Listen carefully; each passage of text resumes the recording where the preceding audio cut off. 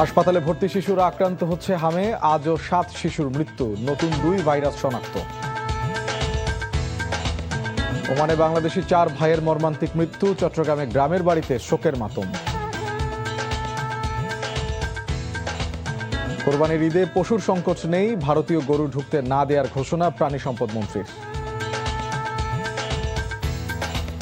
এবং এনটিভিতে আজ 17তম বারের মতো কেমন বাজেট চাই অনুষ্ঠান, রাত 8টায় সরাসরি সম্প্রচার।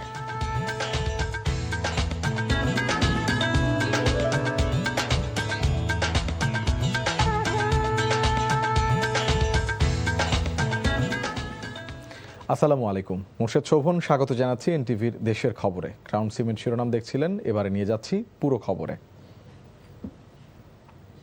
সাধারণ জ্বর, ডায়রিয়া কিংবা অন্য রোগ নিয়ে হাসপাতালে ভর্তি হওয়া শিশুরাই হামে আক্রান্ত হচ্ছে।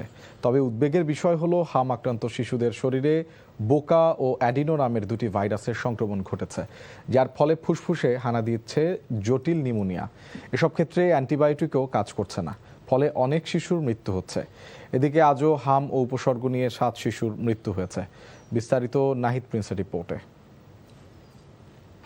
আসার পরে এগুলো হয়েছে, পাতলা পায়খানা কোনো কমতাছে না, জ্বরও কোনো কমতাছে না। 2 দিন থাকার পরে পরে দেখলো মানে আস্তে আস্তে মুখের মধ্যে বিসি উঠতে আছে আর কি। এরপরে যে ধরা খেয়েছে যে হাম। কুমিল্লার চান্দিনা থেকে আসা 1.5 বছরের শিশু রাইসার মতো অসংখ্য শিশু হাসপাতালের ওয়ার্ডগুলোতে কাতরাচ্ছে, যারা ভর্তি হয়েছিল অন্য সমস্যা নিয়ে, কিন্তু দীর্ঘ অবস্থানের ফলে আক্রান্ত হয়েছে ছোঁয়াচে হামে। বিশেষজ্ঞরা বলছেন, হামের এই বিস্তার শিশুদের রোগ প্রতিরোধ ক্ষমতাকে নষ্ট করে দিচ্ছে। দীর্ঘদিন যদি এই হাসপাতালে অবস্থান করে, যে পাশাপাশি থাকলো, যেমন পাশের ওয়ার্ডে মিজেলস ওয়ার্ড, এই ওয়ার্ডে পাশের ওয়ার্ডে আছে, সেই বাচ্চাও তো মাঝে মাঝে আসতেছে, বিভিন্ন পরীক্ষা নিরীক্ষার জন্য বাইরে যাচ্ছে, তখন কন্ট্যাক্টে আইসা সেখানে হতে পারে। সেটা যদি দেখা যায় যে এখানে আসার পরে মিনিমাম 5 থেকে 10 দিন পরে তার ওই মিজেলসটা হয়েছে হাসপাতালে আসার পরে, তাহলে আমরা বুঝবো যে এই মিজেলস এই হাসপাতাল থেকে তার সংক্রমিত হয়েছে। ঘটনা এখানেই শেষ নয়, আসল বিপদ শুরু হয় হাম সেরে যাওয়ার পর।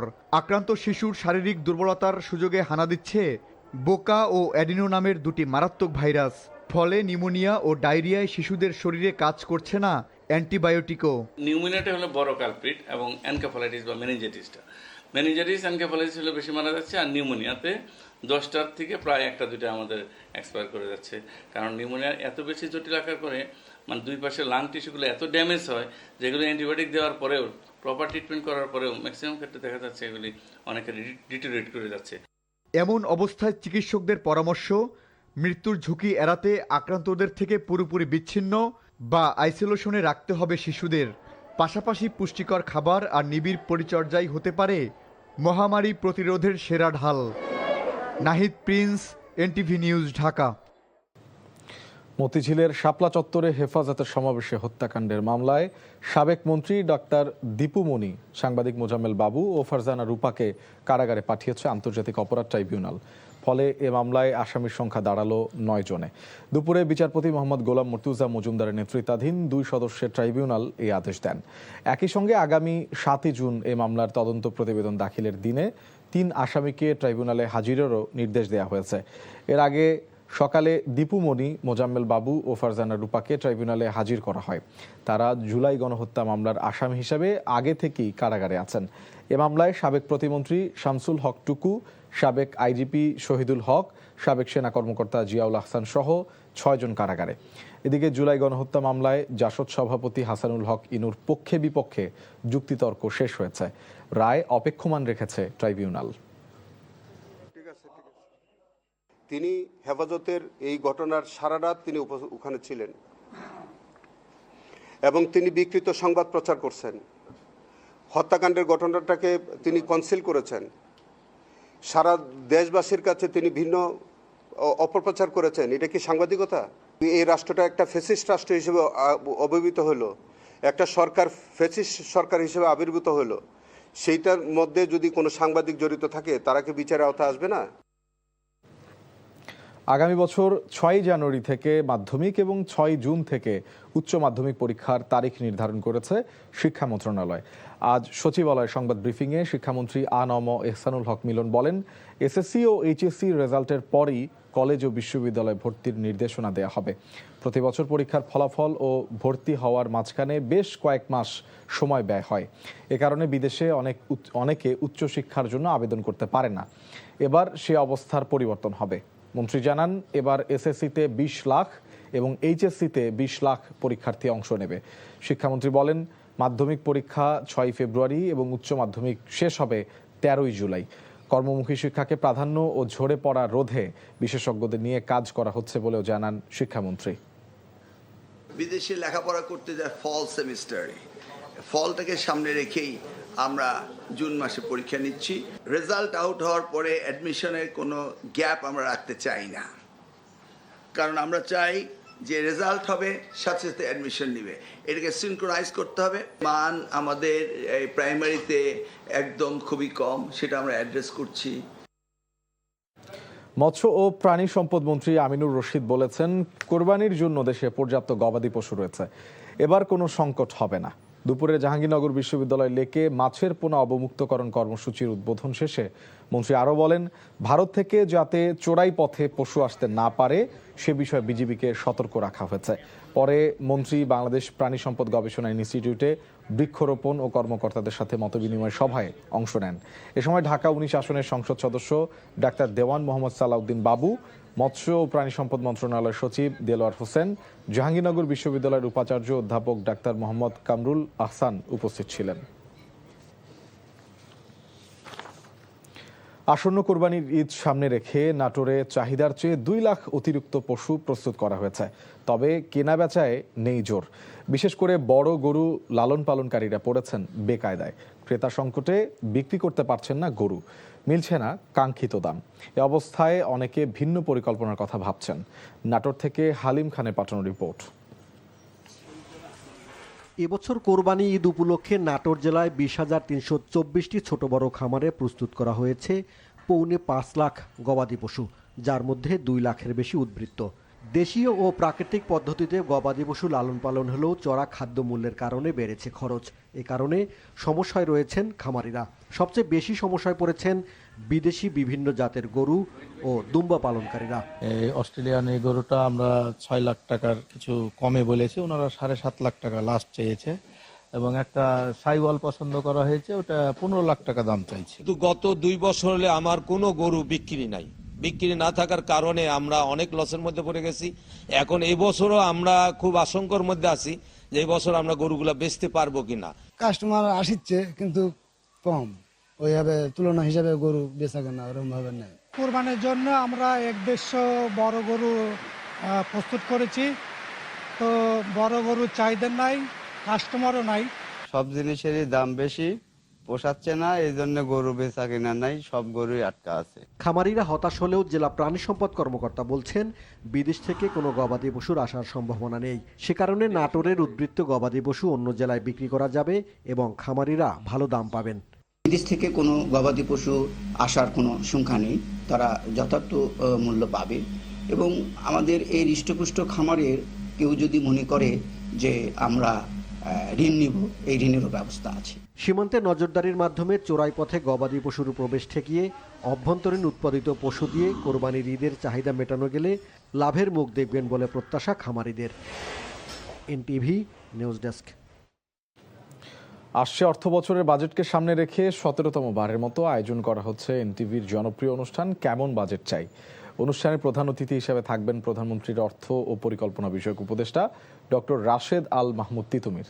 অনুষ্ঠানে জনভাবনা, ব্যবসায়ীদের আকাঙ্ক্ষা এবং সরকারের পরিকল্পনা তুলে ধরবেন আলোচকরা। বিশেষ এই অনুষ্ঠানটি আজ রাত ৮টায় এনটিভির তেজগাঁও স্টুডিও থেকে সরাসরি সম্প্রচার করা হবে। আপেল শাহরিয়ারের রিপোর্টে বিস্তারিত। সংসদে বাজেট পেশ করার আগে প্রতি বছরই পরামর্শমূলক অনুষ্ঠান কেমন বাজেট চাই আয়োজন করে থাকে জনপ্রিয় বেসরকারি টেলিভিশন চ্যানেল এনটিভি। তুমুল জনপ্রিয় এই অনুষ্ঠান এবারও আয়োজিত হচ্ছে। কেমন বাজেট চাইয়ের ১৭তম আয়োজনকে সামনে রেখে চলছে শেষ মুহূর্তের কর্মযজ্ঞ। অনুষ্ঠানটিকে নিখুঁত করতে দায়িত্বপ্রাপ্তরা নিজ নিজ দায়িত্ব পালন করছেন সুচারুভাবে। ১.৫ দশকেরও বেশি সময় ধরে চলা কেমন বাজেট চাই অনুষ্ঠানটি এরই মধ্যে দারুণ দর্শকপ্রিয়তা পেয়েছে। আমাদের প্রস্তুতি প্রায় শেষ হয়ে আসছে। এখন এই যে সেট করা হয়ে গেছে, লাইট করা হয়ে গেছে, এখন এগুলো চেক অ্যান্ড ব্যালেন্স করা হচ্ছে আর কি।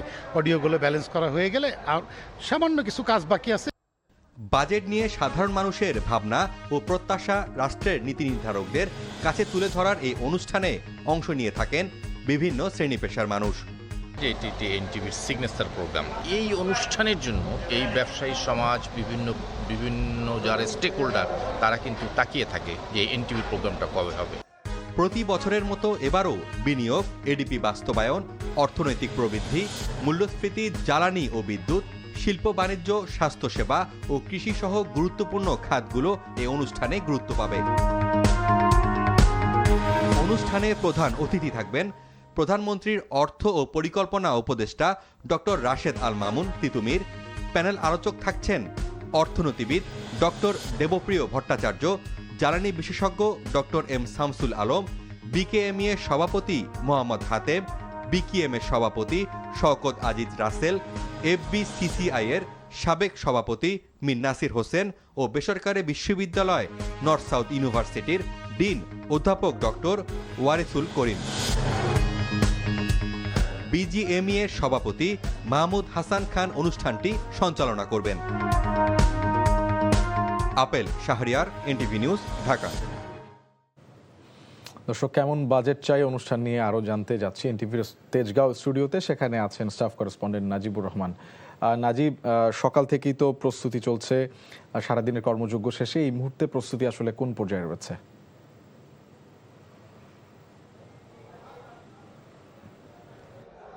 শোভন, আগামী ২৬-২৭ অর্থ বছরের যেই বাজেট ভাবনা নিয়ে আমাদের নিয়মিত আয়োজন, যেটি প্রতি বছর আমরা করে থাকি, ১৭ বারের সেই আসরটি আজ কিছুক্ষণের মধ্যেই শুরু হতে যাচ্ছে। অর্থাৎ আর মাত্র ৩ ঘন্টা সময় আমাদের হাতে আছে। রাত ৮টা থেকে এই কেমন বাজেট চাই অনুষ্ঠানটি শুরু হতে যাচ্ছে এবং এই অনুষ্ঠানের মাধ্যমেই কিন্তু আগামীর বাজেটটি আসলে কেমন হবে নীতি নির্ধারকদের কাছ থেকে আমরা হয়তো সেই আভাসটি পাবো। সেই সাথে যারা ব্যবসায়ী প্রতিনিধি রয়েছে কিংবা অর্থনীতির অংশীদার যারা রয়েছেন তাদের কাছ থেকে তাদের ভাবনাগুলো আমরা জানতে পারবো, পরামর্শগুলো আমরা জানতে পারবো। সরকার আসলে কোনভাবে কোন খাতে কী ধরনের বরাদ্দ দেয়া প্রয়োজন এবং কোন খাতটিকে গুরুত্ব দেওয়া প্রয়োজন সে ব্যাপারেও কিন্তু আমরা একটি পরামর্শমূলক সেশন থাকে, সেখান থেকে আমরা কিছু তথ্য আমরা পাবো। সেই সাথে শুধু ব্যবসায়ী প্রতিনিধি নয়, বিভিন্ন শ্রেণী পেশার মানুষ তাদের ভাবনাগুলো, বাজেট নিয়ে তাদের ভাবনাগুলো, সেটি কিন্তু আমরা এই অনুষ্ঠানের মাধ্যমেই দেখে থাকি। এবং আপনারা নিশ্চয়ই জানেন যে এই কেমন বাজেট চাই এবারের আসরটিতে কিন্তু প্রধান অতিথি হিসেবে উপস্থিত থাকছেন প্রধানমন্ত্রীর অর্থ এবং পরিকল্পনা বিষয়ক উপদেষ্টা রাশেদ আল মাহমুদ তিতুমির।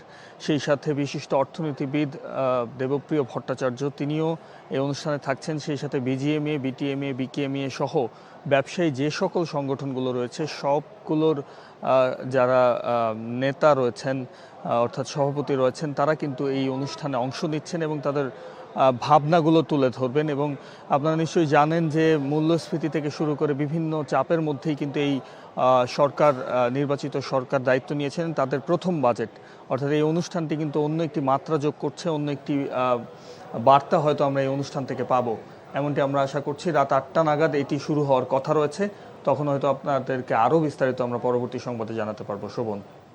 দর্শক, আমরা জানছিলাম এনটিভির জনপ্রিয় কেমন বাজেট চাই অনুষ্ঠানের সবশেষ প্রস্তুতির খবর। ইলিশ সংরক্ষণ, জাটকা নিধন রোধে সাগরে অভিযান শুরু করেছে নৌবাহিনী। এরই ধারাবাহিকতায় চট্টগ্রাম, কক্সবাজার, চাঁদপুর, খুলনা সহ ৯টি জেলায় পরিচালিত এসব অভিযানে বিপুল পরিমাণ অবৈধ জাল উদ্ধার করা হয়, জব্দ করা হয় জাটকা মাছ। এছাড়া জেলেদের মাঝে সচেতনতামূলক কার্যক্রম পরিচালনার মাধ্যমে বৈধ উপায়ে মাছ আহরণ, মা ইলিশ ও জাটকা সংরক্ষণ এবং সামুদ্রিক জীববৈচিত্র্য রক্ষায় উদ্বুদ্ধ করা হচ্ছে বলে জানিয়েছে নৌবাহিনী। সিরাজগঞ্জে বাংলাদেশ ব্যাংকের পুনঃ অর্থায়ন তহবিলের আওতায় সচেতনতামূলক সভা ও লিড ব্যাংক পদ্ধতিতে প্রকাশ্যে ঋণ বিতরণ কার্যক্রমের উদ্বোধন করা হয়েছে। শহরের অফিসার্স ক্লাবে ঋণ বিতরণ কর্মসূচিতে বক্তারা বলেন, বাংলাদেশ ব্যাংকের পুনঃ অর্থায়ন তহবিলের মাধ্যমে 10, 50 ও 100 টাকার হিসেবধারী প্রান্তিক ভূমিহীন কৃষক, নিম্ন আয়ের পেশাজীবী, স্কুল ব্যাংকিং হিসাবধারী শিক্ষার্থী এবং ক্ষুদ্র ব্যবসায়ীরা সহজ শর্তে ঋণ সুবিধা পাবেন। এই ছিল দেশের খবরে। এই খবরে ভিডিও সহ আপডেট জানতে ভিজিট করুন এনটিভি অনলাইন www.ntvbd.com। এছাড়াও এনটিভির জনপ্রিয় সব অনুষ্ঠান ও খবরের আপডেট জানতে ভিজিট করুন আমাদের ইউটিউব ও ভেরিফাইড ফেসবুক পেজ। 6টায় ইভিনিং নিউজ দেখার আমন্ত্রণ রইল। ধন্যবাদ সবাইকে।